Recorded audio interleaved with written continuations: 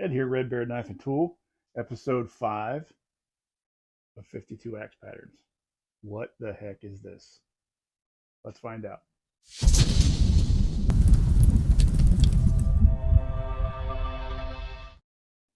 This, my friends, is a brush axe. It's pretty cool. This is a True Temper Kelly Works brush axe. It's actually in pretty good shape. When I got it, the handle had been cut off and was in there, and there was pins that went through and through on both sides. So we're going to try to replicate with the pins, and I went ahead and drilled them out and chamfer the holes because I'm going to replace it with copper pins. So that's pretty exciting. Typically, I would want to say these probably went on 36-inch handles. I don't have a 36-inch handle right now, so we're going to use a 20-inch octagonal straight house handle. So I went ahead and checked the fitment. It's pretty much already going in the hole. Here, I'll show you. You might as well. And it's just kind of, we just got to get it a little further up in there. We got to go up probably about that far. So we're going to have to take some of this shoulder off right here. So we're going to flatten that out. So yeah, I'm pretty excited. And let's get started on getting this handle fitted. I'm going to take off a little bit where it was rubbing here, and we're going to go from there. Go this way.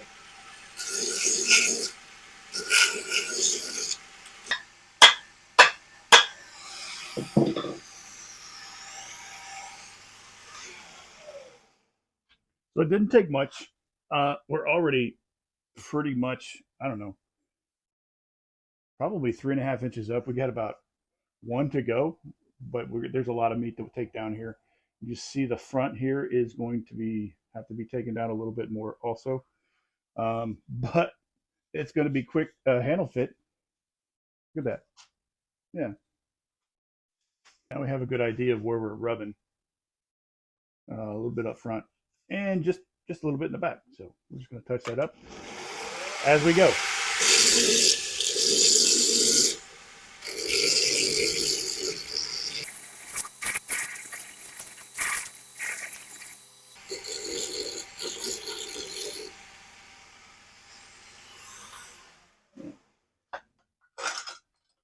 Check it out.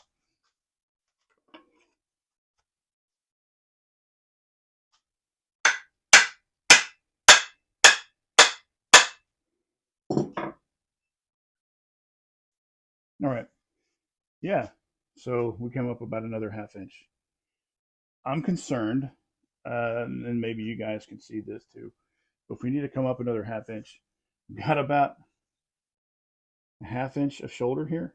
So we're going to have to be very mindful. Well, I'm going to have to be very, very mindful of how far that I come up or how far I come down, because we're going to run out of real estate on the handle. So just going to have to keep an eye on it when I touch up. Slowly, right from here.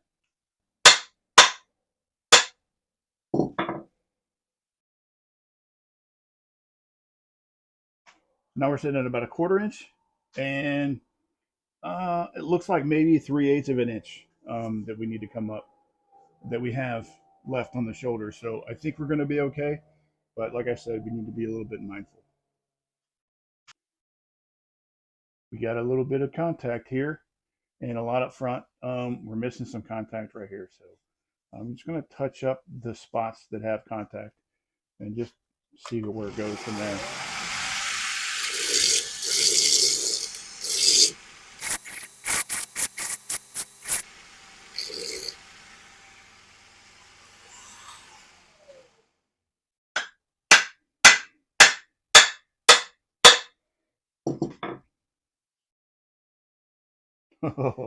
So close. So close. Let's pop this thing off and see what we're looking at. It looks like that there's contact all the way around, but you never know. We got about maybe a little more than a 1/4 inch of shoulder left, and then about 1/8 of an inch left to cover up here. Yep, there's contact all the way around. Just a touch right there, and of heavy right there, and a little bit right there where it's not touching, but it's looking pretty good. So I'm just going to feather this down and not touch these spots and allow the compression to just keep going down.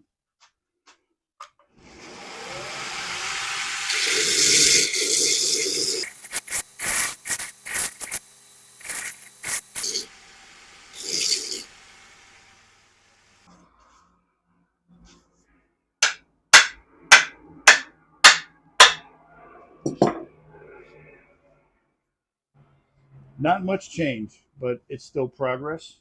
Um, like I said, we just do a little bit at a time until we get there. Looking pretty straight. Yeah. What do you think?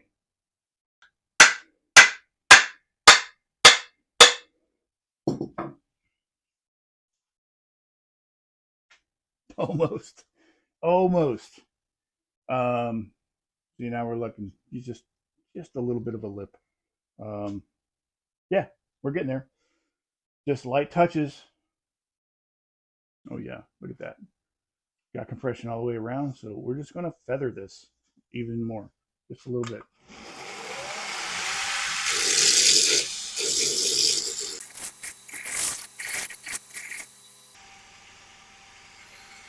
Let's see.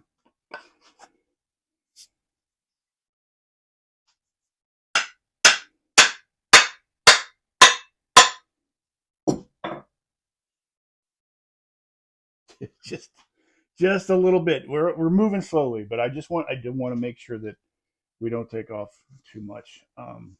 This is just the nature of the beast when you're fitting something and you don't have a whole lot of room to work with. So yeah, we're getting there. I have a feeling this one's going to be close.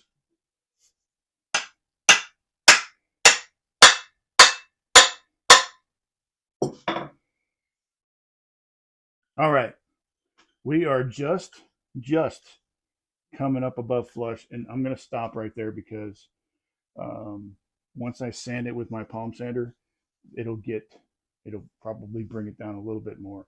And I want to be able to cut this somewhat flush without messing up the natural patina. We'll get to that point in a minute. All right, this looks pretty good. You see, all the way around. I'm going to touch it up one more time, very, very lightly, because like I said, we only got maybe a quarter of an inch before we get down to it.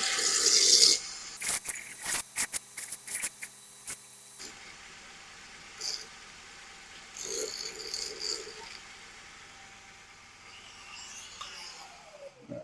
One more check, and that's it.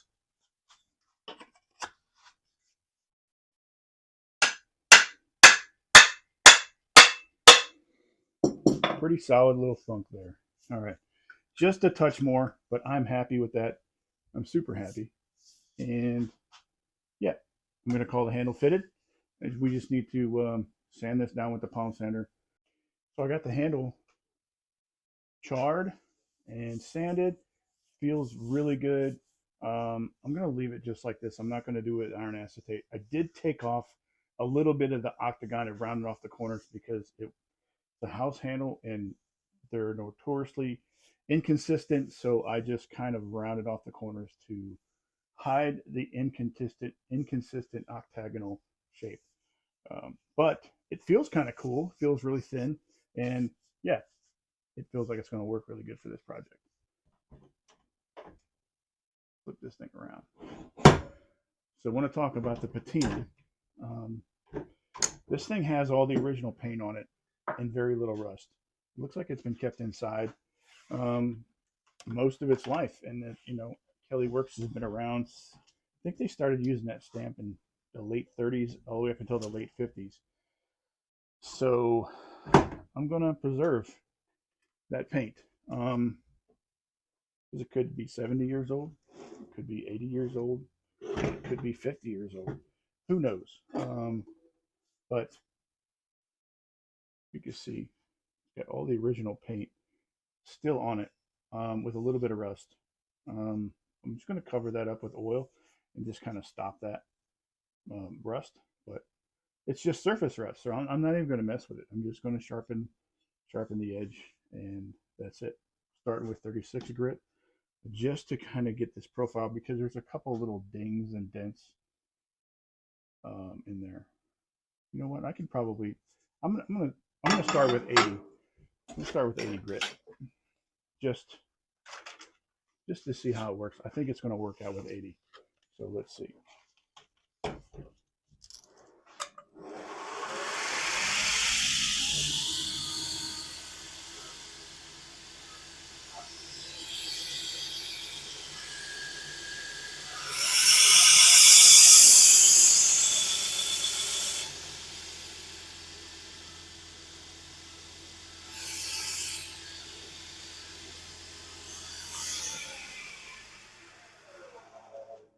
Yeah, it's gonna work with 80.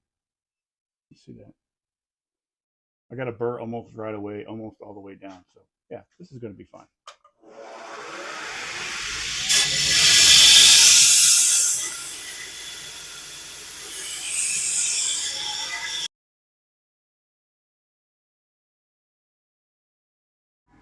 All right, folks. So it seems that I lost my audio. So, and I was showing you guys the bevel here and the bevel on the other side to see where we're at. And we're just changed over to 120 grit. And then from here on out, we're going to move on to the coarse conditioning belt and then the medium conditioning belt. That's going to be in the next two clips after this.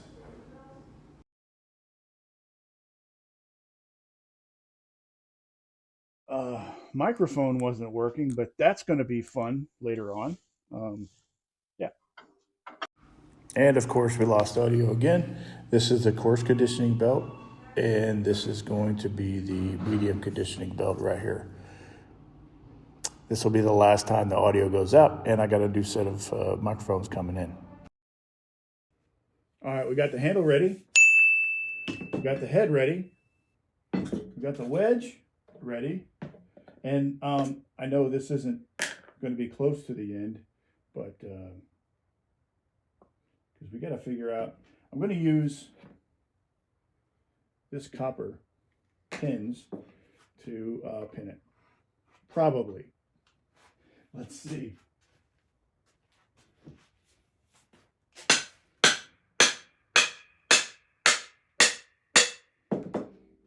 think we're there. About all we're going to go. One more little pop. Okay, maybe two. Yeah.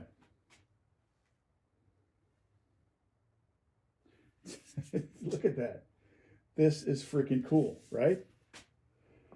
I've never hung a brush axe, so we're all kind of learning here.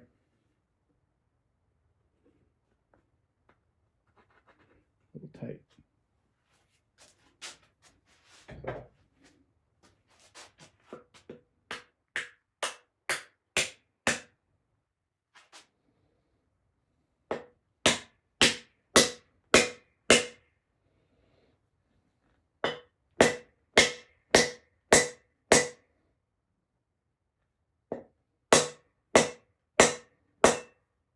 All right. That's about as far as I was planning on the wedge to go. I'm going to go cut it. Check that out. Cool, right? I'm freaking excited. Let's get this cut, sanded, and see where we go after that.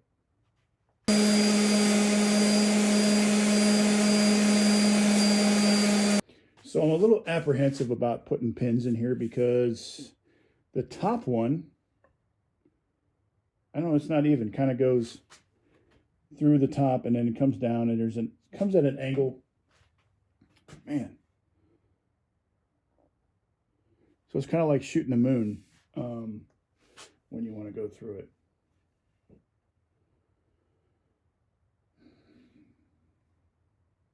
Yeah, I'm going to do it. Let's do it. I'm going to put these copper pins in here. Okay, I think this is how I'm going to tackle it because it's how I've done other pins before, blind pins anyway. What I'm going to do is try to get it lined up where I need it, where I think it's going to be, drill halfway through, and then just try to meet it in the middle. That usually works out the way I want it. So I'm going to start with the bottom one, kind of get it aimed where I need it. again. Kind of get it lined up to the other hole.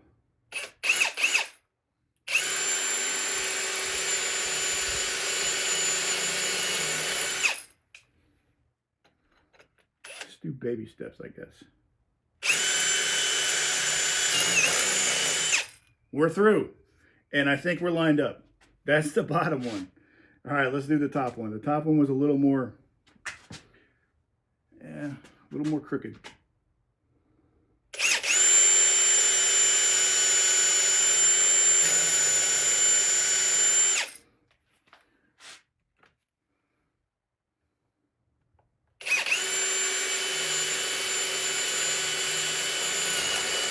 Oh, we're through. I can't tell you how excited I am to get that right, because that is something like this puts me on pins and needles, because essentially the axe is finished, but we have these mystery holes. But let me get the pins ready. I'll show you what we're doing. Yeah, I'm excited. One side of the pin I'm going to want kind of beveled, so when I put it through, it kind of blinds and finds its way through. And so we're going to do that first.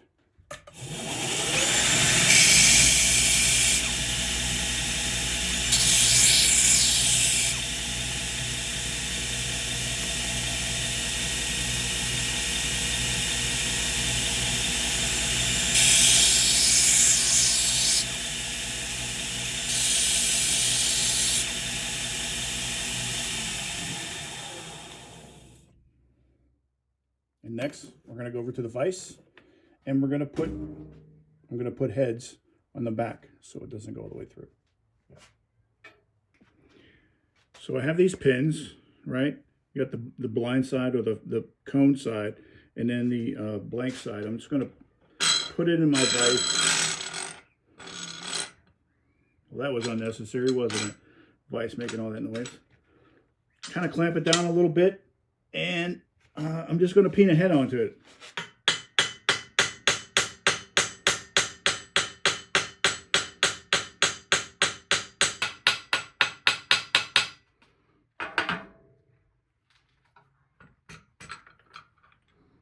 There. Now we got sort of a head. All right, so now we have the pins, all right, and they're long enough. The pins, the holes, the axe, and I have this,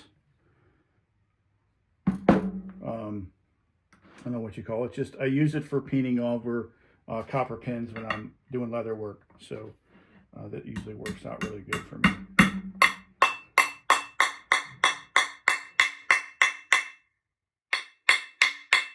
Yeah.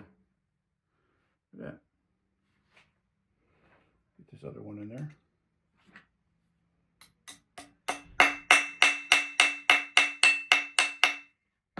All right, take them over to my bandsaw. I'm just going to use a hacksaw to cut these. That way I know they're cut pretty clean. Actually, you know what I can do? I can just use this.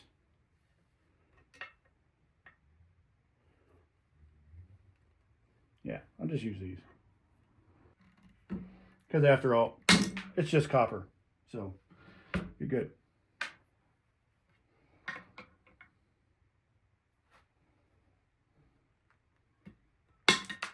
There. Now I'm going to make sure to keep these from backing out. I'm going to set it on this, make sure it's where I need it to be, and then I'm going to peen them off from this side.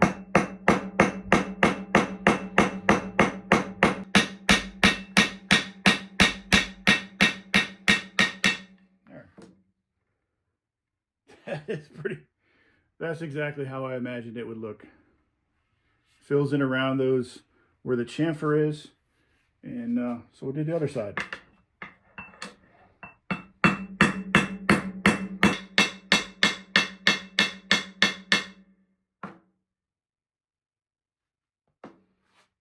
Oh yeah, I love the way copper just kind of goes exactly where you want it to.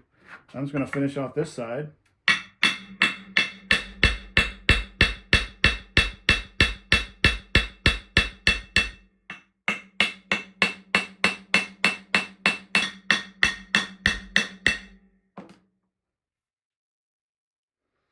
Nice. Really nice.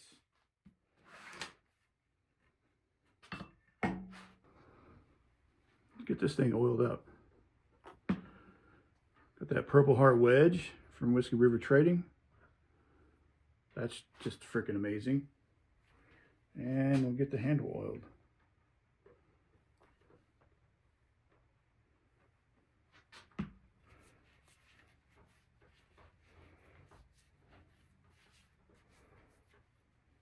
Yeah, that's nice.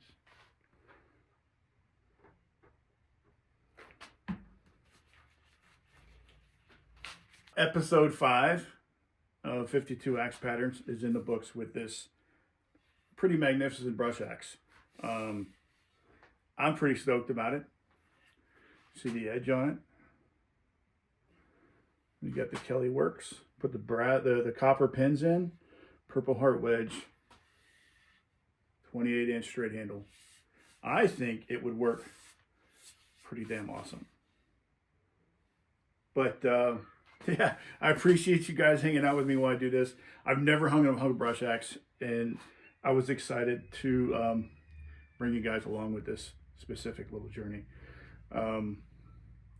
Let me know what you think. Let me know what you like, didn't like, think you did anything right or wrong, something you didn't like. I want to hear about it. I really do appreciate all the input I get from you guys. I appreciate the comments, the likes, the follows, the subscribes. I'm truly very appreciative of everybody that is coming along with me on this journey. Like, share, and subscribe. That's it. That's all I got. Y'all have a good night.